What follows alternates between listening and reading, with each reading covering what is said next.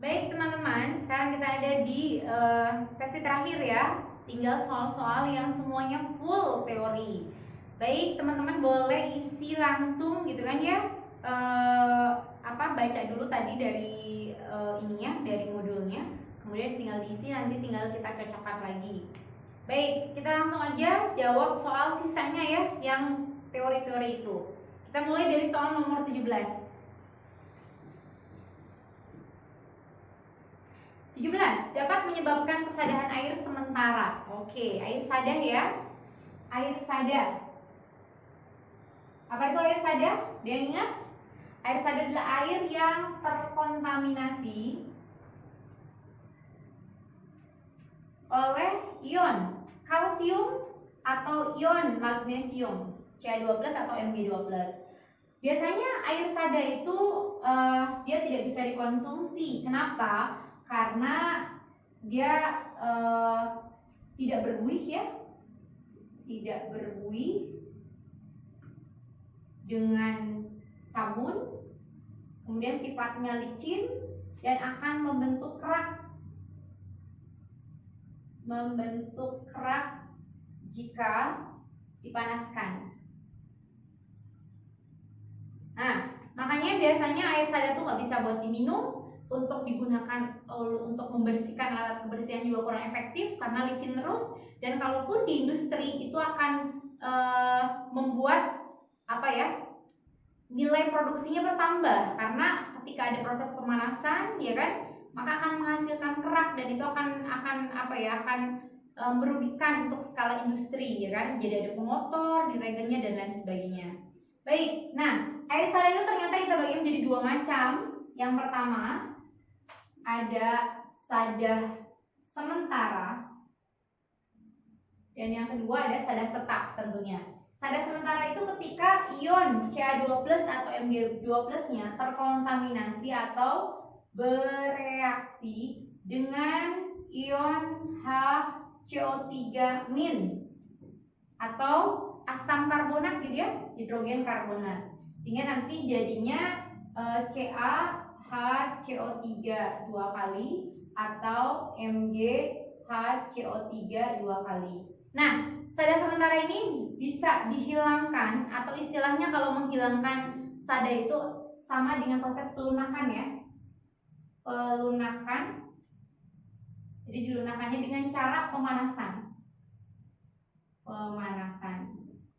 Oke, misal di sini si kalsium hidrogen karbonat ya, HCO3 2 kali ini dipanaskan gitu ya,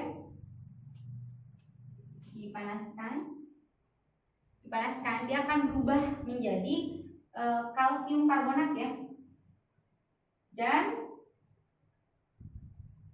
air serta karbon dioksida CO2 gitu ya. Oke, di sini 2, maka di sininya 2. Berarti di sininya 2 ya, CO2-nya ada 2, seperti itu. Dia akan terurai sehingga dalam airnya tidak terdapat air sada lagi. Oke. Terus yang kedua itu ada sada tetap. Sada tetap itu kalau misalkan ion-ionnya, ion ini ya, si Ca2+ dan Mg2+-nya, dia bereaksi dengan ion Cl- atau sulfat ya, SO4-, sehingga hasilnya adalah CaCl2, MgCl2 atau CaSO4, MgSO4. Nah, caranya gimana? Proses pelunakannya itu nggak bisa dipanaskan, tapi harus dengan salah satunya, ada beberapa treatment ya teman-teman ya. Salah satunya adalah dengan penambahan natrium karbonat ya, natrium karbonat Na2CO3. Nanti pada saat dia ditambahkan natrium karbonat, efeknya itu ada yang namanya pertukaran ion ya, pertukaran ion. Baik, dia akan berubah menjadi sada sementara. Kalau udah sada sementara, dilunakannya dengan cara balikin lagi pemanasan gitu ya. Oke, misalkan di sini CaSO4 direaksikan dengan natrium karbonat gitu ya. Dekat, reaksikan dengan dekat, jauh sama jauh ya. Maka hasilnya menjadi CaCO3 plus natrium sulfat Na2SO4. Ini larut, yang ini akan terjadi endapan ya, mengendap. Ini juga sama, mengendap. Pada saat mengendap dia bisa disaring. Nah, air yang sudah disaring itu yang bebas endapan, bebas suspensinya, sudah bebas dari sadah seperti itu. Jadi kalau sudah sadah sementara nih, balik lagi harus dipanasin dulu supaya jadi hilang sifat sadahnya. Baik, berdasarkan informasi yang sudah kita bahas, maka jawaban dari soal nomor 17 adalah yang D, kalsium hidrogen karbonat ya. Jawabannya yang ini. Mana sih? Nah, ini dia. Baik. Sekarang kita lanjut ke soal yang ada hubungannya dengan macam-macam pencemaran gas ya. Jadi gas pencemar, saya jelaskan dulu sebentar. Itu bisa dibedakan menjadi beberapa macam. Ada apa saja? Yang pertama itu ada CO atau ada CO2. Ini berbeda ya. Ini biasanya dihasilkan dari proses pembakaran. Pembakaran, terutama pembakarannya bisa pembakaran apa sih namanya? Yang terjadi di kendaraan bermotor atau di industri gitu ya. Oke. Nah, kalau CO, karbon monoksida ini prosesnya dihasilkan dari pembakaran yang tidak sempurna ya. Pembakaran tidak sempurna. Sedangkan CO2 pembakarannya sudah sempurna. Sekarang, CO ini efeknya apa? CO ini bisa menyebabkan kadar oksigen dalam tubuh itu menjadi berkurang atau langsung drop gitu ya. Kenapa? Karena CO itu bisa memutuskan ikatan antara oksigen dengan hemoglobin. Nah, jadi pada saat kita bernafas menghirup oksigen, oksigen di dalam darah itu kan ada hemoglobin ya. Dia akan berikatan erat dengan oksigen tadi, kemudian bersama dengan hemoglobin itu tugasnya mentransfer sari-sari makanan gitu ya ke seluruh tubuh dan lain sebagainya. Ketika ada karbon monoksida di sini, maka karbon monoksida tadi seolah-olah menjadi pihak ketiga yang memutuskan ikatan antara oksigen dengan Hb. Pada saat putus ikatannya gitu ya, terbentuklah ikatan baru karbon monoksida dengan hemoglobin. Dan ikatan ini menjadi lebih kuat.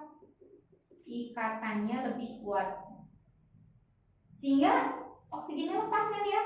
Oksigennya lepas, artinya walaupun kita menghirup oksigen, karena kadar oksigen dalam tubuh kita nggak ada, ya udah lepas. Nah, sehingga keracunan karbon monoksida sering juga disebut sebagai keracunan zat lemas gitu ya, bisa menyebabkan kematian kayak gitu.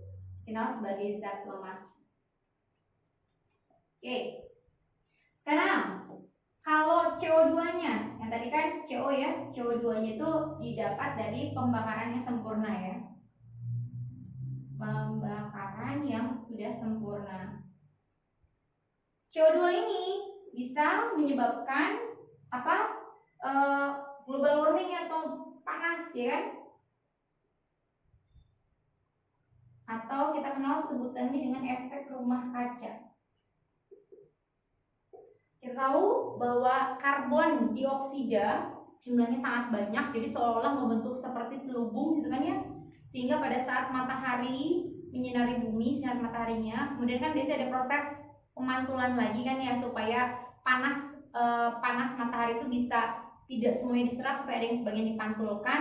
Nah, pada saat dia mau memantulkan lagi keluar karena ada lapisan karbon dioksida, jadi seolah-olah dia seperti pantulan cermin, jadi ngembalikin lagi panasnya ke bumi, maka suhu tubuh global bumi itu menjadi naik, sehingga inilah yang dikhawatirkan suatu saat akan menjadi panas gitu ya, maka mencairlah kutub-kutub utara dan kutub selatan tadi kan ya, seperti itulah, mungkin teman-teman juga sudah tahu. Baik, itu yang CO2. Selanjutnya baik, nanti kita lanjut ya. lanjut ya, gas pencemar berikutnya yang kedua adalah SO2 sama SO3 atau gas sulfur gitu ya, oksida sulfur. Oksida sulfur ini biasanya dihasilkan dari proses pembakaran minyak bumi atau batu bara ya. Batu bara atau minyak bumi. Nah, di sini oksida sulfur tadi ketika nanti dia bertemu dengan uap air gitu ya, maka akan terjadilah peristiwa yang kita sebut sebagai hujan asam, ya kan? Hujan asam itu dimana hujan yang relatif nilai pH-nya itu kurang dari 7 gitu ya, sifatnya asam, ada di sekitar pH-nya 3 sampai pH-nya 5 kayak gitu kan ya, 5 sampai 3. Nah, di sini pada saat sulfur bereaksi dengan air, maka dia akan berubah menjadi larutan yang sifatnya asam ya, asam sulfit, dan satunya lagi akan membentuk asam sulfat. Oke, ini kita sebut asam sulfit, ini asam sulfat. Kemudian sama oksida nitrogen juga ya, NO2 juga sama. Ini akan menjadi asam nitrat gitu ya. Nah, ini akan menyebabkan hujan asam yang nilai pH-nya itu sangat kecil, sangat rendah kayak gitu. Hujan asam ini bisa menyebabkan berbagai macam kerugian. Yang pertama, tanaman-tanaman menjadi cepat mati karena nilai pH dalam tanahnya semakin rendah, kemudian mineral-mineralnya rusak gitu ya, maka tumbuhan tidak bisa tumbuh dengan baik. Kemudian bangunan-bangunan menjadi cepat keropos, kemudian logam juga menjadi cepat berkarat dan lain sebagainya. Biasanya hujan asam itu terjadi relatif di daerah industri. Lanjut yang ketiga itu ada hidrokarbon ya, hidrokarbon HC atau NO, nitrogen monoksida. Nah, ini bahayanya dia bisa menyebabkan smoke. Smoke itu apa sih? Smoke itu asap tebal yang sangat pedih di mata gitu ya.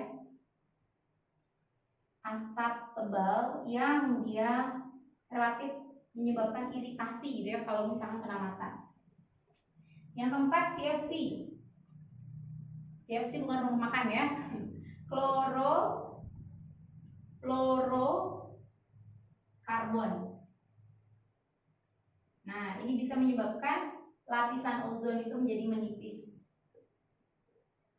Oke. Nah, ini kurang lebih gas-gas yang bisa menyebabkan terjadi pencemaran. Sekarang kita bahas soal-soalnya. Oke, yuk lanjut nomor 18. Gas-gas pencemar udara adalah 1. Oksigen. Betul tidak? Salah ya. Oke, 1 salah maka 3 salah. 2. SO2. Ada? Ya, dia menyebabkan hujan asam ya. 2 betul maka 4 betul. Jadi nomor 18 jawabannya yang C, 2 dan 4. Oke, saya tulis di sebelah sininya lah ya. 18C. Lanjut nomor 19. Pencemaran udara yang dapat mengakibatkan naiknya suhu udara di permukaan bumi disebabkan oleh tingginya kadar gas apa? Tadi yang efek rumah kaca. Ya. Jadi jawabannya yang mana? Oke, sip. Jawabannya yang C. 19 jawabannya C. Lanjut ya, nomor 20. Hujan asam disebabkan oleh apa? A. Fotodisosiasi gas NO2, bukan ya. Reaksi es dengan uap air? Enggak. Penguraian gas SO2 menjadi SOS dan oksigen, bukan. Reaksi gas H2S dengan uap air, bukan. Reaksi SO2 SO3 dengan uap air. Nah, ini ya. Nih, SO2 sama SO3 dengan uap air membentuk asam sulfit dan asam sulfat yang menyebabkan terjadinya hujan asam. Jadi nomor 20 jawabannya adalah yang E. Oke. Lanjut, nomor 21. Cemaran gas karbon monoksida di udara sangat berbahaya bagi manusia karena apa? Tadi ya, ini sudah dijelaskan jawaban yang paling tepat yaitu yang C. Sangat mudah bereaksi dengan hemoglobin dalam darah. Oke, 21. Jawabannya yang C. Lanjut nomor 22. Gas karbon monoksida pada konsentrasi tinggi mengganggu proses pernafasan. Betul ya? Tadi kan kalau berlebih dia akan menyebabkan kita jadi lemes gitu kan ya, maka pernapasan menjadi tidak akan efektif ya. Berarti nomor 22 awalnya betul statementnya, alasannya gas karbon monoksida di dalam tubuh makhluk hidup bereaksi dengan hemoglobin membentuk oksihemoglobin. Nah, hati-hati. Kalau dia bereaksi dengan hemoglobin, betul nggak? Betul ya. Pada saat CO bereaksi dengan hemoglobin, dia akan terbentuklah ikatan COHB. COHB berarti karbomonohemoglobin ikatannya ya. Ikatan karbomonohemoglobin.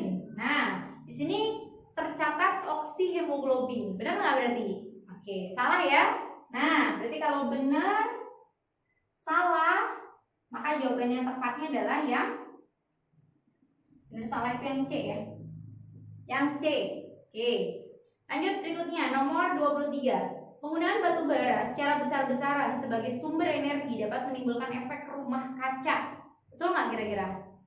Batu bara itu kalau terus-terusan intinya pembakaran ya. Pembakaran. Oke. Nah, pembakarannya tapi lebih ke arah tadi. Kalau batu bara itu lebih hasilnya pembakarannya nantinya akan menghasilkan hujan asam ya. Jadi 23 sebelah sini lah ya. Bukan efek rumah kaca, tapi lebih ke arah hujan asam ya. Statement yang pertama salah.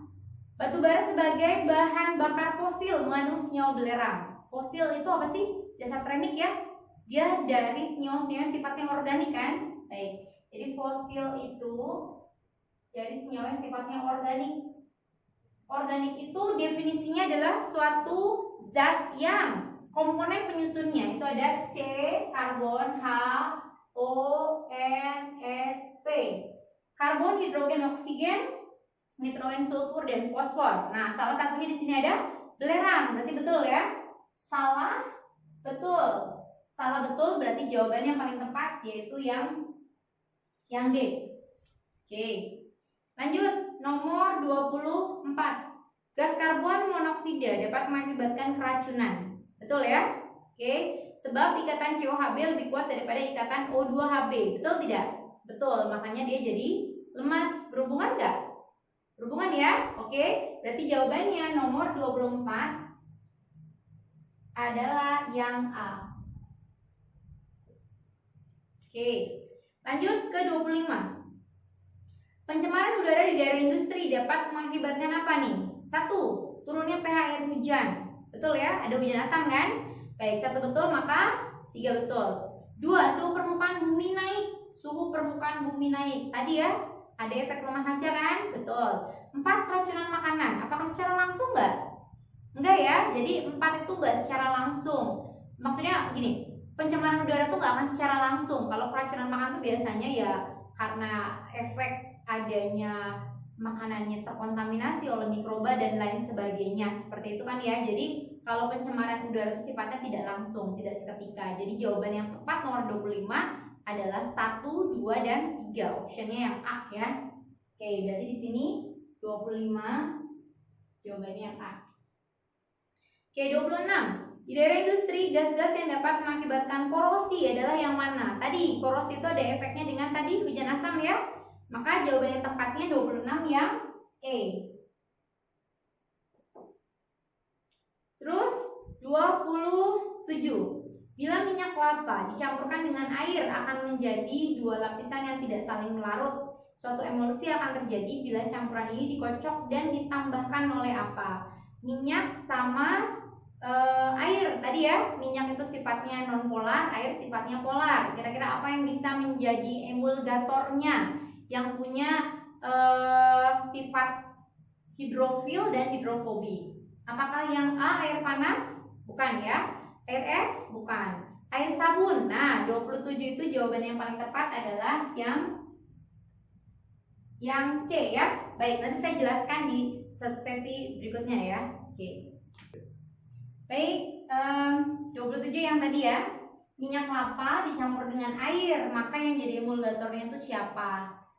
Pertanyaannya yang jadi emulgatornya, atau emulgator itu yang bisa mencampurkan kedua larutan tadi ya, atau bisa menyatukan itu siapa? Karena kita tahu minyak kelapa itu hidrofob, sedangkan air hidrofil.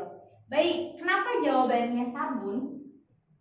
Karena sabun itu merupakan salah satu jenis surfaktan, teman-teman. Surfaktan. Baik, jadi surfaktan itu bahan aktifnya, kalau kita lihat gitu ya, dia punya bagian kepala, kemudian bagian ekor. Nah, bagian kepala itu biasanya sifatnya hidrofob, sedangkan bagian ekornya ini sifatnya hidrofil. Nah, sehingga pas ya, hidrofobnya itu nempel di minyak, sedangkan hidrofilnya nempel di air, maka dia bisa menjadi bercampur, sehingga jawaban yang paling tepat adalah air sabun, yaitu yang C. Sip. Baik, teman-teman, soal terakhir ya, yaitu soal nomor 30. Di sini pertanyaannya, koloid berbeda dengan suspensi dalam hal apa? 1. Ukuran partikel. Yuk kita lihat. Berdasarkan ukuran partikelnya, koloid ukurannya 1 sampai 100 nanometer, sedangkan suspensi lebih besar ya, lebih dari 100 nanometer, sehingga dia jelas otomatis berbeda. 1 betul, maka 3 betul. Kita lihat yang ketiga, kestabilan sistem. Kestabilan sistem yang ini ya, kestabilan. Koloid itu stabil, sehingga relatif stabil ya, dia tidak mudah dipisahkan, sedangkan suspensi itu nggak stabil, makanya suspensi itu apa sih?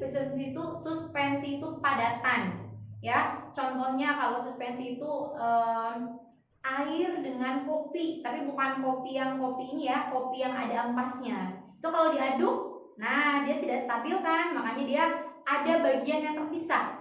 Filtratnya, bagian yang atasnya, yang larut itu filtrat, yang mengendapnya itu residu. Nah, seperti itu. Jadi dia tidak stabil, ya kan? Bisa dipisahkan. Kemudian, yang ketiga betul. Cek yang kedua, homogenitas sistem. Homogenitas sistemnya, kalau koloid secara makro itu seperti homogen, tapi kalau kita lihat detailnya, sebenarnya dia heterogen gitu ya. Jadi seolah-olah wujudnya sama, satu, tapi sebenarnya ada dua fase atau ada dua wujud yang menyusunnya, seperti itu ya. Jadi kalau secara makronya homogen, mikronya heterogen. Sedangkan kalau suspensi jelas heterogen, artinya bisa dibedakan. Jadi benar-benar bisa dibedakan. Kayak tadi kan, air kopi ada kelihatan ampas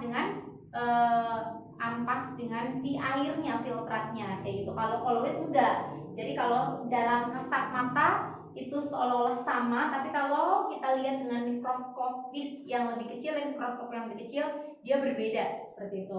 Oke, 2 berarti betul. Yang keempat, gerak partikel. Lihat sini, gerak partikel. Gerak partikel, kalau koloid itu ada yang kita kenal sebagai gerak Brown. Apa gerak Brown? Gerak zigzag tumbukan antar partikel koloid.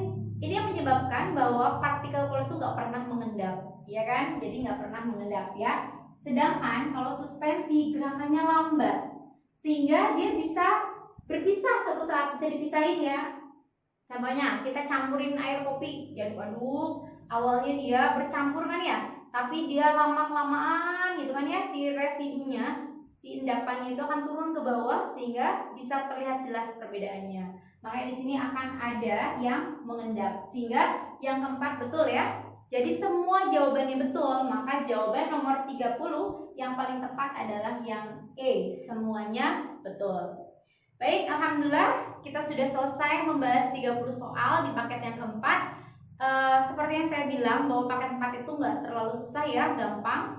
Walaupun tingkat kesulitannya atau tingkat peluangnya relatif kecil, tapi alangkah baiknya teman-teman tetap coba dibahas di rumah. Mudah-mudahan ketika nanti pas di UTBK muncul atau nanti yang UM gitu ya, ujian mandiri ada keluar tentang bab ini, teman-teman jadi bisa. Oke, mudah-mudahan bermanfaat. Tetap semangat teman-teman ya, tetap semangat. Mudah-mudahan walaupun kita belajar lewat jarak jauh seperti ini tidak mengurangi semangat teman-teman semua. Kita tutup sama-sama dengan hamdalah, rabbil alamin, istighfar, astaghfirullahaladzim, la ilaha illa huwal hayyul qayyum wa atubu ilaih, dan doa penutup majelis. Subhanaka Allahumma wa bihamdika asyhadu an la ilaha illa anta astaghfiruka wa atubu ilaih. Tetap semangat, mudah-mudahan semua urusan kita dimudahkan. Amin.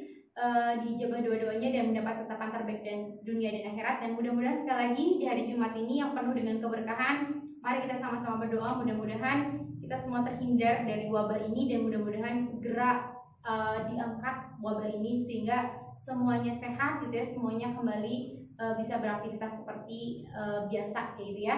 Oke, sekian dari saya mohon maaf atas segala kurangannya. Saya tutup. Assalamualaikum warahmatullahi wabarakatuh.